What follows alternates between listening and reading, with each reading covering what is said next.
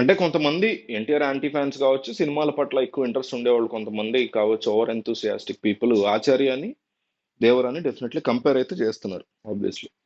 ఎందుకంటే కొన్ని కొన్ని సింక్ అవుతున్నాయి అనేటువంటి మాట వాళ్ళ నుంచి వినిపిస్తుంది. ఇప్పుడు ఫర్ ఎగ్జాంపుల్ పాదఘట్టం అనే ఒక ప్లేస్ ఉంది కదా, ఆచార్యాలు ఫుల్ ట్రోల్ చేసేవాళ్ళు. అదే ప్లేస్ ని ఎర్ర సముద్రం అని పెట్టారు అని.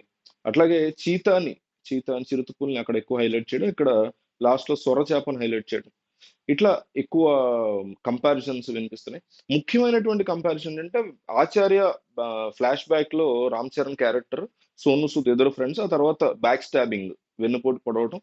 అదే ఇక్కడ అక్కడ కొడుకుకి ఒక కథ జరిగిన దానికి తండ్రి వచ్చి ఆ ఊర్లోకి వస్తాడు కదా చిరంజీవి. ఆ టైప్ లో ఇక్కడ తండ్రికి జరిగిన థింగ్, సైఫ్ అలీ ఖాన్ అక్కడ ఎట్లా అయితే సోను సూద్ రామ్ చరణ్ ఫ్రెండ్స్, ఇక్కడ Saif Ali Khan father NTR friends. So అతనికి జరిగిందని తర్వాత తెలుసుకున్నటువంటి కొడుకు ఆల్రెడీ ఊళ్ళోనే ఉంటాడు, ఊళ్ళోకి రావటం కాకుండా అతను చాలా బెరుకుగా భయంగా ఉంటాడు. అతనికి నిజం తెలిసి అతను రివెంజ్ తీర్చుకుంటాడు అనేటువంటి కంపారిజన్ చాలా ఈజీగా కనిపిస్తుంది.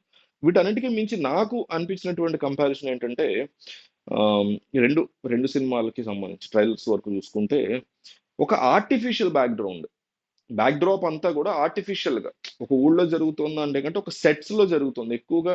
మనం ఎరెక్ట్ చేసినటువంటి సెట్స్ ఉంటాయి కదా, వాటిల్లో జరుగుతుంది అనేది ఆ, అక్కడ ఉన్నటువంటి ఆర్టిఫిషియల్ ఫీలింగ్, సీజీ వర్క్ ఎక్కువగా కనిపించడం, అంతా గ్రీన్ మ్యాట్, తెర వెనకంతా గ్రీన్ మ్యాట్ తోనే చేశారు అనేది చాలా క్లియర్ గా కనిపించడం వల్ల ఆర్టిఫిషియల్ ఫీలింగ్ వచ్చింది. ఆచార్య మీకు ట్రైలర్ చూసినప్పుడు అదే వచ్చింది, దేవర ట్రైలర్ చూసినప్పుడు కూడా అదే వచ్చింది. బట్ దానికి దీనికి తేడా ఏంటంటే, మంచి high octane action sequences definitely దేవరాలో కనిపిస్తున్నాయి.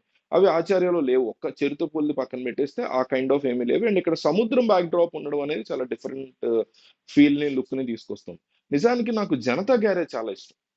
కొరటాల శివాది జనతా గ్యారేజ్ చాలా ఇష్టం. ఎక్కడ ఆర్టిఫిషియల్ ఫ్లేవర్ కనిపించదు. శ్రీమంతుడు చాలా బాగుంటుంది. అండ్ భరత్ అనే నేను కూడా నాకు ఇష్టం, బాగుంటుంది. అన్నిటికంటే ఎక్కువ జనతా గ్యారేజ్ నేను చాలా బాగా నట్టాయి ఆయన సినిమాల్లో. మిర్చి అందరికీ మోస్ట్ ఫేవరెట్ సినిమా, నాకు చాలా ఫేవరెట్ సినిమా.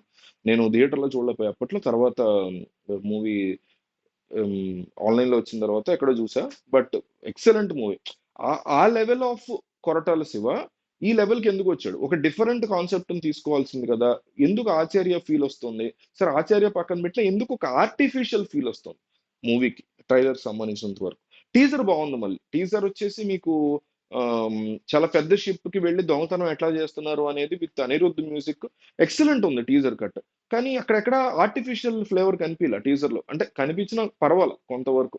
కానీ ఇక్కడ ట్రైలర్ ఆన్ ఏ హోల్ ఊరు చూపించిన, కొండలు చూపించిన, ఆ కథ మొత్తం అక్కడక్కడ అట్మాస్ఫియర్ లో జరగడం, అది కూడా నైట్ థీమ్ ఎక్కువ ఉండడం, ఓషన్ థీమ్ కోసం మరి నైట్ వాడారా అనేది అర్థం కాదు. కానీ సో ఓవరాల్ గా ఒక ఆర్టిఫిషియల్ ఫ్లేవర్ కనిపించడం వల్ల ఎక్కువ మంది ఆచార్యతో కంపేర్ చేస్తున్నారు. అంటే ఆచార్యలో కొడుకు క్యారెక్టర్ రామ్ చరణ్ క్యారెక్టర్, దేవరాలో ఫాదర్ ఎన్టీఆర్ క్యారెక్టర్, ఈ రెండింటి మధ్య ఎక్కువ కంపారిజన్స్ పడుతూ, మనం తమిళ్లో కూడా అదే పెట్టాం.